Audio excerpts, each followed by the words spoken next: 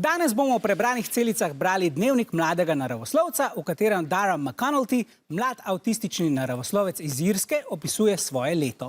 Kako se boriti proti podnebnim spremembam in kako občudovati lepote narave, sta skozi knjigo spoznavala še en lanski prvak, Lenart in pa Rok. Lenart, pozdravljen. Ti je branje tele knjige kakorkoli spremenilo pogled na naravo? Ja, zagotovo. Dara nam v svojem dnevniku predstavi vse krasote narave. Me je pa prebiranje strani o podnebnih spremembah in pa vpliva ljudi na okolje je vzbudilo strah v meni in pa še večje spoštovanje do narave. In sem tudi sklenil, da bom še bolj trudil in pa pomagal k temu, da bo narava ostala kakršna je. In glede na to, da veliko časa preživiš v koroški naravi, katera žival pa je tebe nazadnje najbolj navdušila, ti je vzela sapo? Ja, jaz imam dedija, ko sem z njim volko v naravi in smo ravno prejšnji mesec šla v habitat gamsa, divjega kozla. In smo imeli to srečo, da je na travniku bila številčna čreda. Mi je pa povedal, da samca divjega kozla ni na travniku, zato ker ne živijo v čredah in so samotari. Z neki potrpežljivosti pa smo dočakali tudi tega. In kar pa je pa, da je gamsov vedno manj in me tudi to malo žalosti. Kot pa si omenil, je res marsikaj, kar se varovanja narave tiče, kar strah vzbujajoče.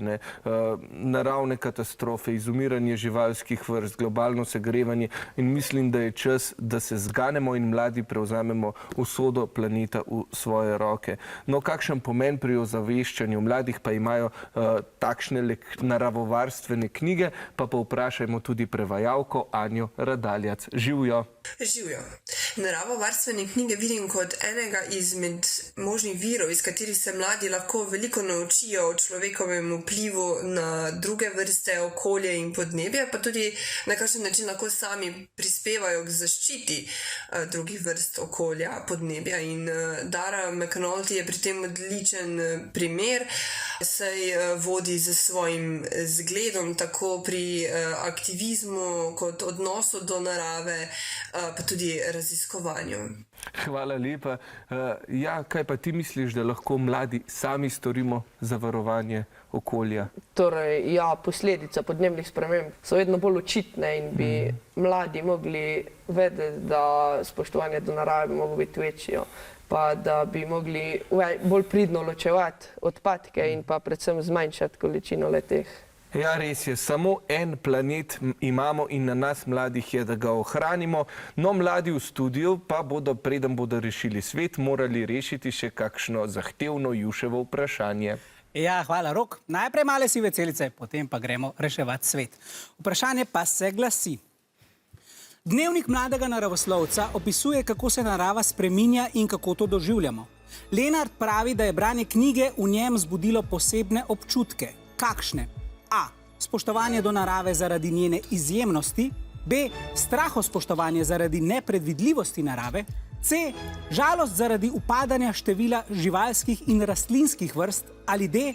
Strah zaradi podnebnih sprememb.